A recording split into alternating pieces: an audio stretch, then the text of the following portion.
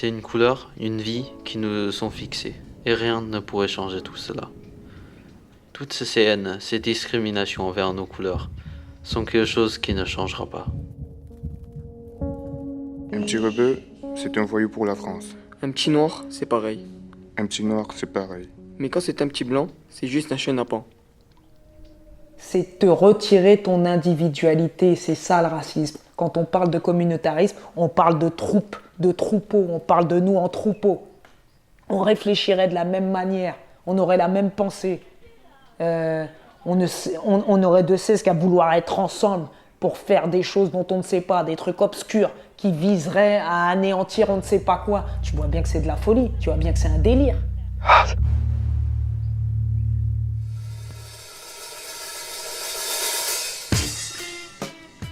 Si vous leur demandez quelle est l'histoire de l'identité blanche, à quel moment les hommes et les femmes sont devenus blancs, à quel moment les hommes et les femmes sont devenus noirs, à quel moment on a hiérarchisé les couleurs de peau. La racine unique tue tout ce qu'il y a autour d'elle. Elle est sectaire et intolérante. Est-ce que tu as déjà été victime de racisme? Alors, peut-être pas forcément directement du racisme, mais peut-être de propos blessants, oui. J'étais dans un milieu populaire. Oui, j'étais un peu mélangé, oui. As-tu déjà été témoin de racisme? Oui, j'ai été témoin de racisme à plusieurs moments.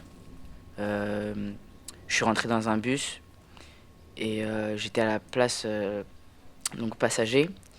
Et donc une personne rentre dans le bus et une personne noire dit au chauffeur: excusez-moi monsieur, je n'ai pas ma carte, poliment. Et le chauffeur lui dit: excusez-moi, je ne peux pas vous recevoir, etc. Donc la personne part. Et quelques minutes après, une autre personne arrive. Cette fois, la personne est blanche, couleur de peau blanche. Et il rentre dans le bus et s'excuse pareillement et dit au chauffeur qu'il n'a pas sa carte. Mais le chauffeur lui dit écoutez, allez-y, mais c'est la dernière fois, voilà, etc. Et ça, personnellement, moi, ça m'a assez choqué. J'ai été troublé et j'ai réfléchi. Penses-tu souvent à ta couleur de peau dans le lycée ou dans les endroits publics, quoi? Oui, des fois, ça m'arrive, mais j'en parle et ça me fait du bien. Je me pose des questions, mais après, comment dire, c'est pas non plus une fixation, quoi. Je me fixe pas sur ça. J'ai été élevé avec plein de personnes avec, oui, des couleurs différentes. Je suis algérien-français. Je suis métisse. Quand t'es-tu rendu compte qu'il existait une autre couleur ou une autre origine que la tienne? Je pense dès le plus jeune âge possible, parce que j'ai toujours vécu avec des gens de différentes couleurs. Rien que dans ma famille, j'ai des personnes de couleur blanche, des personnes de couleur métisse ou des personnes de couleur noire. J'ai déjà eu des professeurs de ma couleur de peau. Après, les origines, beaucoup moins. Je pense pas trop à ma couleur de peau souvent, mais plus souvent quand je suis avec ma famille ou ma mère, parce que c'est vrai que j'ai les origines de ma mère, mais pourtant ça se voit moins. Et des fois, je me demande si les gens ils s'en doutent ou si ils se demandent si c'est ma mère ou des trucs du genre. Une fois, par exemple, c'est ma mère qui a été victime de racisme. Elle a à une salle d'escalade où il y a quelqu'un qu'on connaissait qui a dit que ma mère s'était mariée avec mon père juste pour avoir les papiers, alors que ma mère est française. Je suis plutôt blanche, mais je suis d'origine marocaine et française.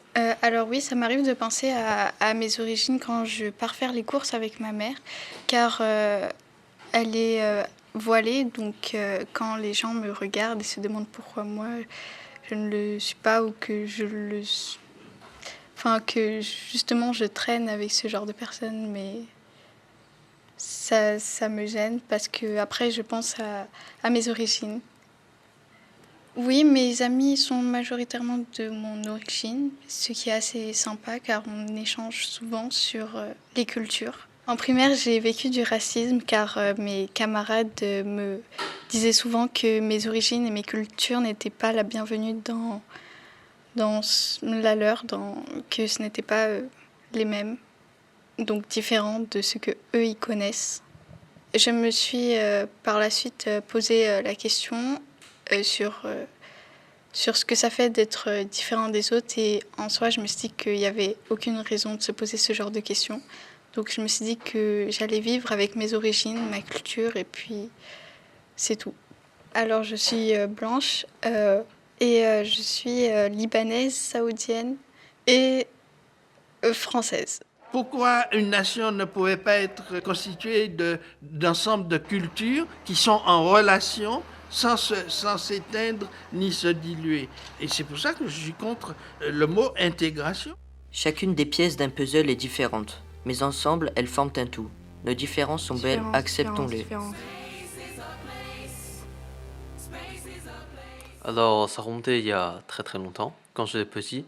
Comment dire, la réelle date que j'ai aperçu qu'il y a des gens qui ont une autre couleur de peau, c'était quand je suis arrivé en France. Oui, j'ai déjà été victime de racisme. Depuis que je suis arrivé à l'étranger, à 7-8 ans, et il y avait déjà des gens, comment dire, ils essayent d'imiter mon accent, c'est un peu irrespectueux de leur part, mais c'est comme ça. Je sors pas beaucoup, c'est plutôt dans l'école. Et ce que ça a provoqué, comment dire, je pensais pas vraiment, mais parfois, je commence à me méfier des gens. J'ai l'impression qu'il y a de la haine envers moi, indirectement, mais j'ai l'impression. Il y avait 2 ans, j'étais avec mon frère, c'était une école d'internat, donc il y avait un internat. Pendant que je remontais à l'internat et je discutais avec mon frère dans mon propre langue, le chinois, j'avais croisé un surveillant, mais le surveillant nous a dit que je pense qu'il ferait mieux que vous parlez français parce qu'on est en France ici. Et à ce moment-là, j'étais un peu choqué parce que normalement, en France, on est censé s'exprimer librement. Je me suis dit que le racisme, ça existe toujours. J'avais pas vraiment de réponse qui sont spéciales, j'ai simplement dit ok, et je suis parti. Des pieds, des peaux, des au revoir et de ces temps itinérants, vous finirez seuls et vaincus car longue est la mémoire. Des pieds, des peaux, des au revoir et de ces temps itinérants, où devisant et divisant vous créez un monde en noir et blanc. Même avec tout ce qu'on entreprend, tous les combats qu'on entreprend, j'ai l'impression que ça ne changera jamais vraiment.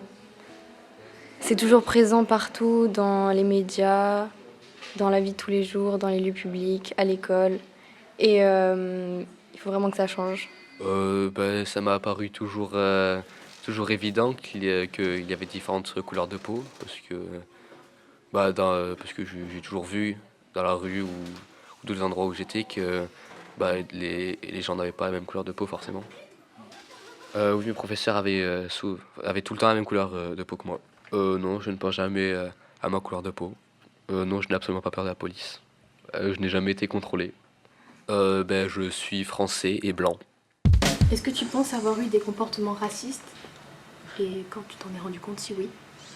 Oui, à travers des blagues, par exemple. Je m'en suis rendu compte, je pense, à partir du collège, par rapport aux blagues que faisaient les autres et dont je faisais partie aussi des fois. Et que je classais comme de l'humour noir, on va dire. En soi, j'aime bien taquiner mes amis, mais j'aime pas quand ça devient de l'harcèlement, par exemple. Je sens que j'ai déjà avoir des, comportements qui sont racistes, mais je l'exprime jamais envers les personnes. Oui, c'est dans mes pensées. On a tous, mais vraiment tous, des réflexes racistes. Quand je marche à côté d'une personne et dont je sens la peur, je me dis, mais waouh, elle me plaque en pleine gueule tout ce qu'elle a entendu sur les hommes qui me ressemblent, et c'est terrible de me dire que je suis effrayant. Alors, je pense que le racisme n'a rien à faire dans notre société et qui s'est trop ancré dans notre société. Je pense que c'est quelque chose qui a éliminé. Chacun a sa culture, ses origines, et qu'on vit tous sur la même planète. Xiaoming. Salma. Igor. Tatiana. Irina. Salma. Malik. Igor. Xiaoming. Mohamed. Abdel. Irina. Malik. Siwa. Abdel. Randa. Safir. Stanislas. Lihua. Fatima. Igor. Abdul. Guangong. Lio.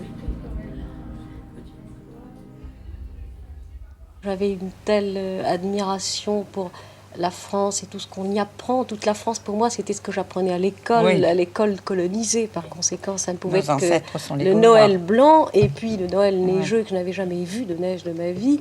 Et puis c'était la patrie des droits de l'homme, l'égalité, la justice. Et puis je me suis trouvée brusquement, parce que j'étais encore très jeune quand même, j'étais là dans les facultés de droit en particulier où on m'a fait honte de mes origines. J'ai appris que le racisme existait alors que je pensais que ça pouvait exister en Tunisie même, parce que là il y a les mauvais Français, les colons. Or, on arrive en France, les Français aussi l'ont été. Quel effort n'a pas fait le monde colonial? Que d'efforts n'avons-nous pas fait, nous, Antillais, pour tout biffer, pour tout effacer, pour tout oublier? Eh bien, quand j'étais à Gorée, eh bien, je crois avoir écrit sur le tableau « Souviens-toi » ou quelque chose de ce genre-là. Et pour moi, c'est fondamental. Il faut se souvenir. Ça ne signifie pas que nous sommes des êtres de ressentiment, mais il faut se souvenir. C'est leur nom qui résonne dans ces bateaux, leur détermination dans les mauvais boulots et leur couleur dans notre haine. Pourquoi ?